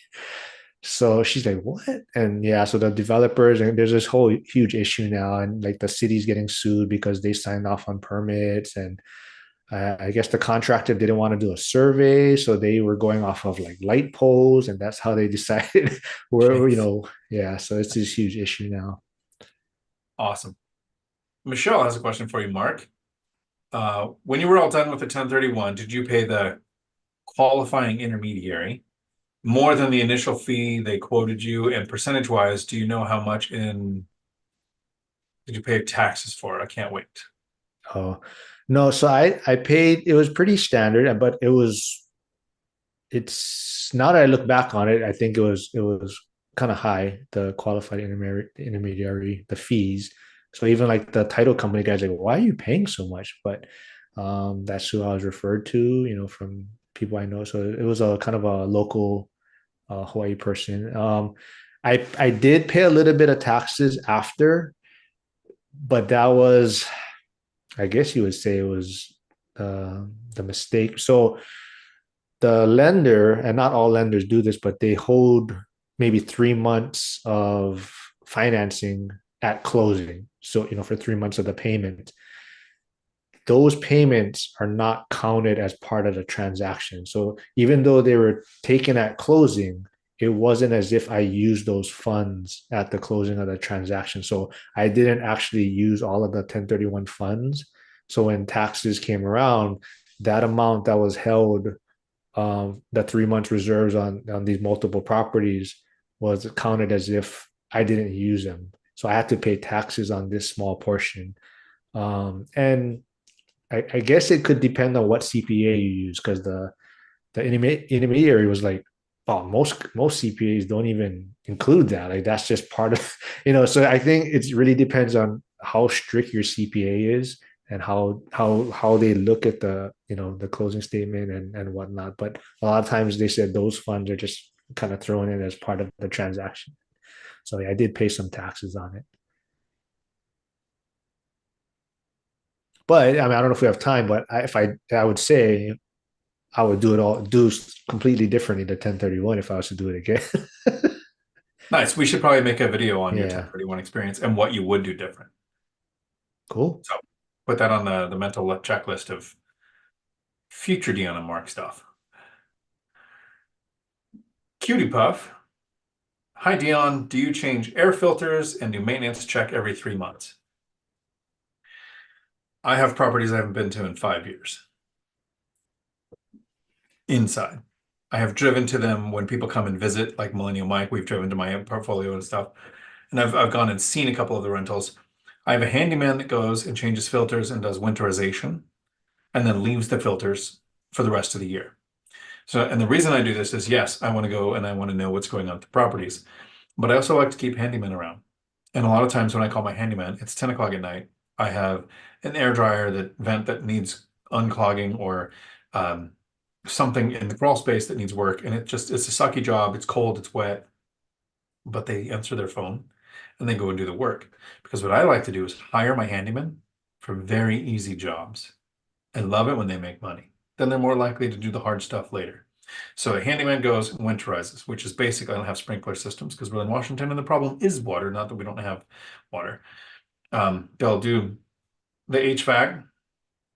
They put on the little styrofoam covers for the hose bibs. They disconnect the hoses. I'm more worried about things being winterized than unwinterized. So I don't have them come and do this in the spring. They do this just before winter. And then they provide the filters to be changed at a later time. And I only have two properties that have HVAC systems. It's not my preference. I actually met somebody recently who asked me, please never put this in a video. So here I am putting this in a video.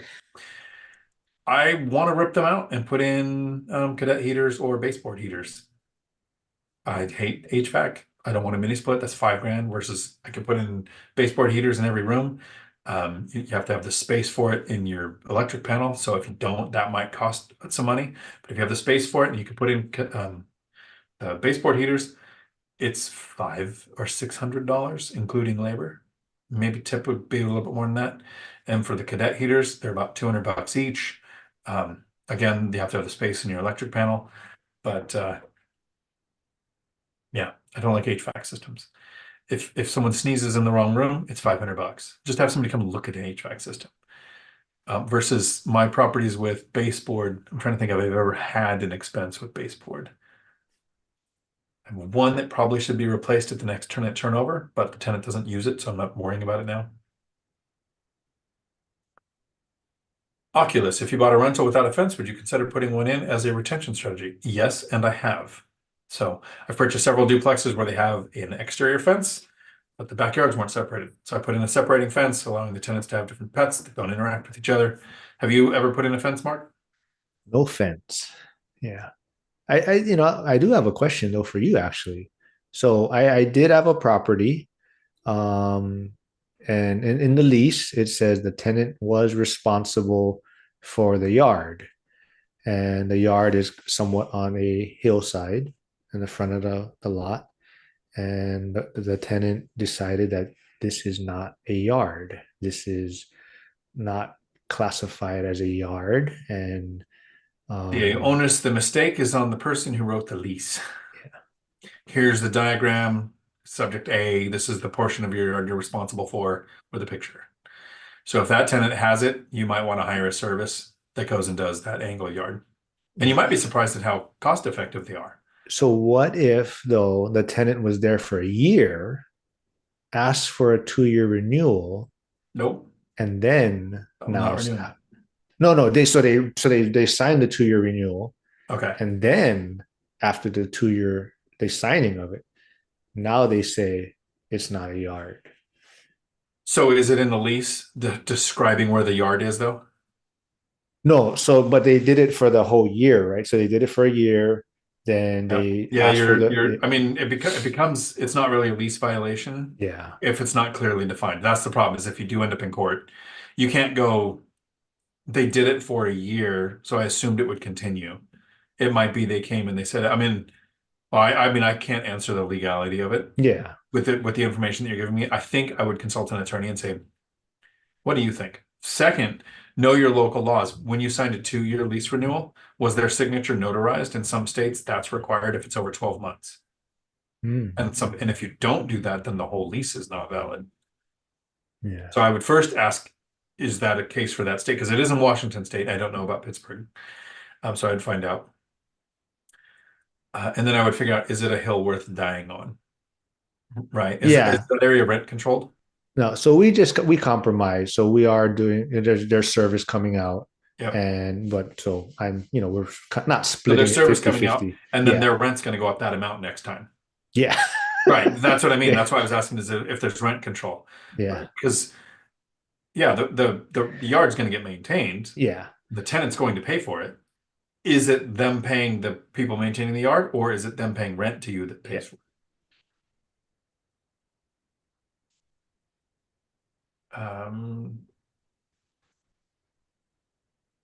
Seeing I missed a question here because Michelle says Dion has 2 1s, so mostly single or roommates. I wanted 3 beds, and someone said that invites families, and be careful what you wish for. So I'm about 50-50, 2 bed, 1 bath, 3 bed, 2 bath, and then I have 1 4 bed.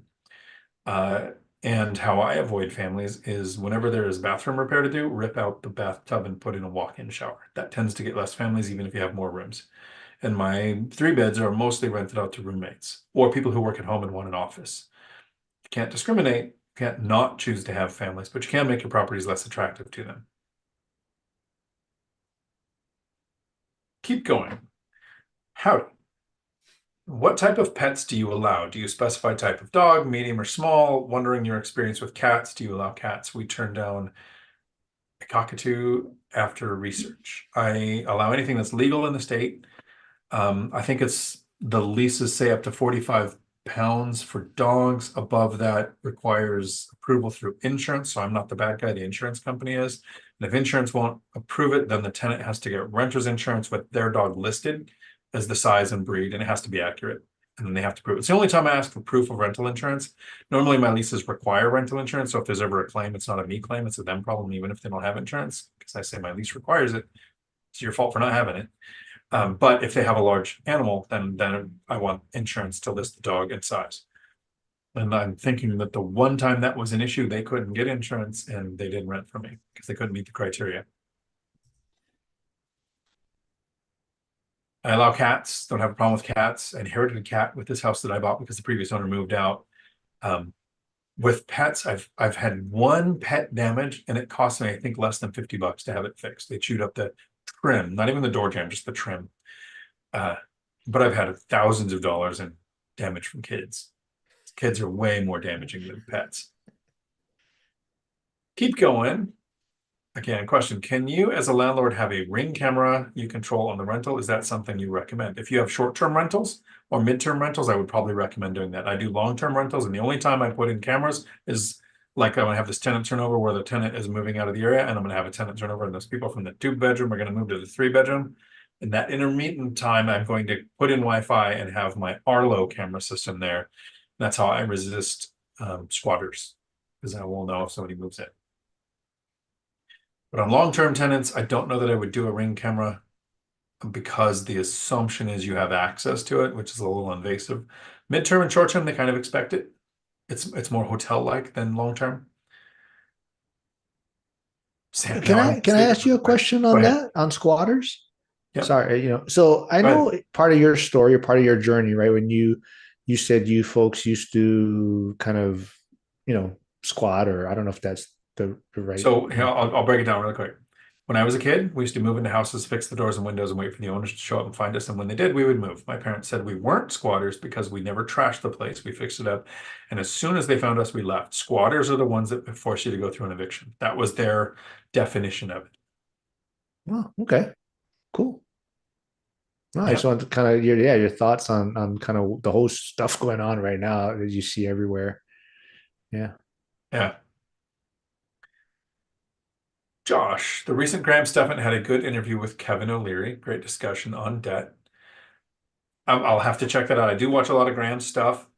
Um, I'm thoroughly entertained by the Dave Ramsey followers who are just anti-debt in all its forms. So much so that Graham Stephan during the iced coffee hour had Dave Ramsey's spokesperson on there, and I don't know the gentleman's name. He's very articulate, very smart, probably gives a ton of great information to people who are bad with money.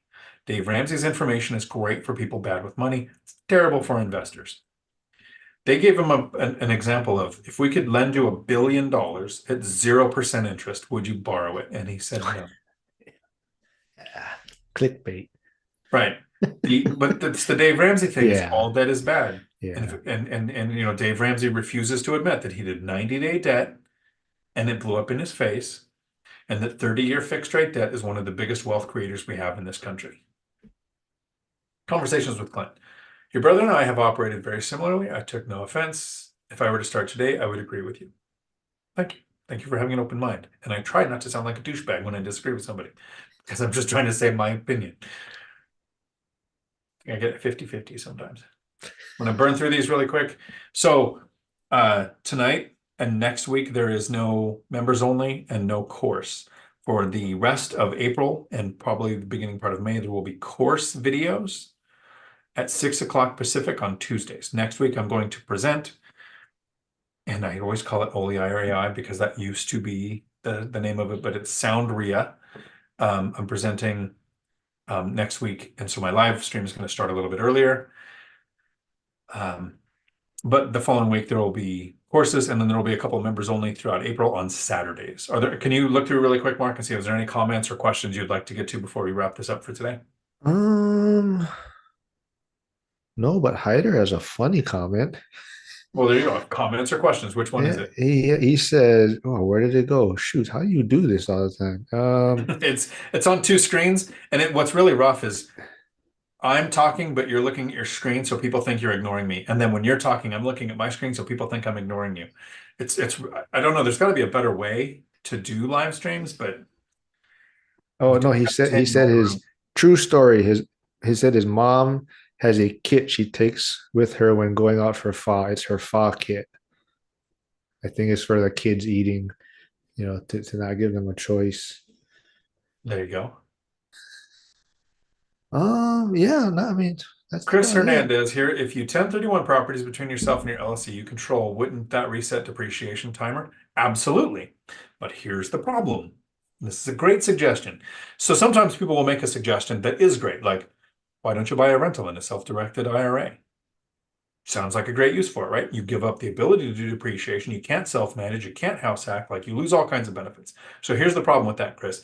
If you 1031 into an LLC and you reset the depreciation, you do. But to do that sale, you have to pay the depreciation recapture. So you have a huge, massive expense now to start the depreciation over. Is it possible? Yes. Is it a good option? I don't know. And apparently, this time of year, that's where the sun is in Washington. I didn't know we had sun in Washington. So, Chris, it's a great idea, but like the self-directed IRA, it's not good in practice.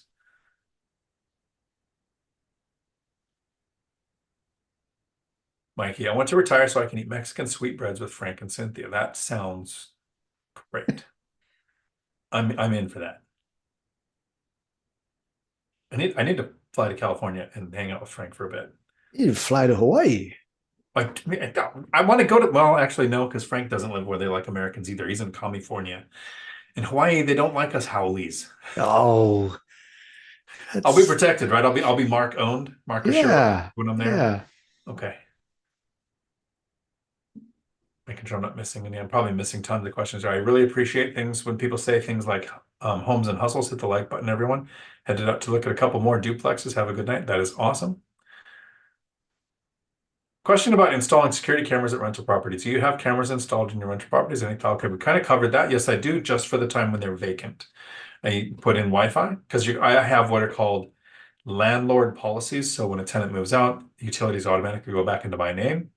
And then I will call and activate the Wi-Fi or the internet so I can put in Wi-Fi. And then I'll put up cameras. Jack says, hi guys, got a double duplex offer accepted today. I was interested in the one, and then the listing agent called mine telling us that in a month they're selling the next door. Got them to come down 35K for double duplex. I'm now calling. That's awesome. Congratulations. I almost did that one. In 2021, I bought a duplex.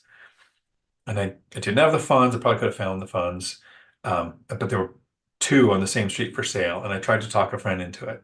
But because he had heard in 2021 that all the forbearance is going to end and the market's going to be flooded and inventory is going to come up and prices are going to crash, they didn't buy the property. And that property has appreciated over $100,000. Cash flow is a little over $2,400 a month.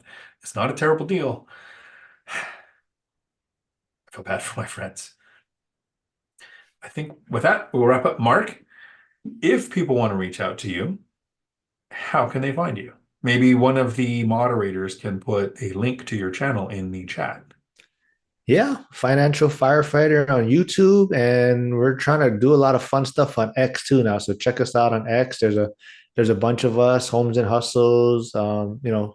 Mikey, Pop Culture Adrenaline, Frank is on there, CJ's on there, Joe Farrell, so Strive for 25, Stair Step Method. So there's a Zuber's on there. He's taking a liking, I think, to X, but he's riling a lot of people up over there too. Nice. Gotta love that. Yeah, I think you would have a blast there.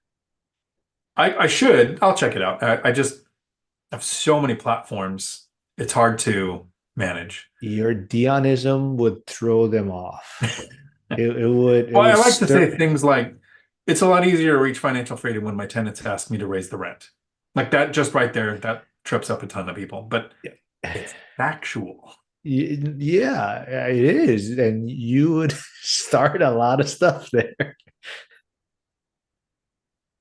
That was close, Michelle. There you go. All-nighter hider got it. Awesome. People should check out your channel. If you're willing, I would love to have you come back again in the future at some point. And we do need to make that separate video where we cover your 1031 experience. Oh yeah, I loved it. This is fun. A great community. I love interacting with everyone. Awesome. And then this Thursday, I have a video coming out on why you should retire early. And it isn't about tripling your life. It is about the number 19.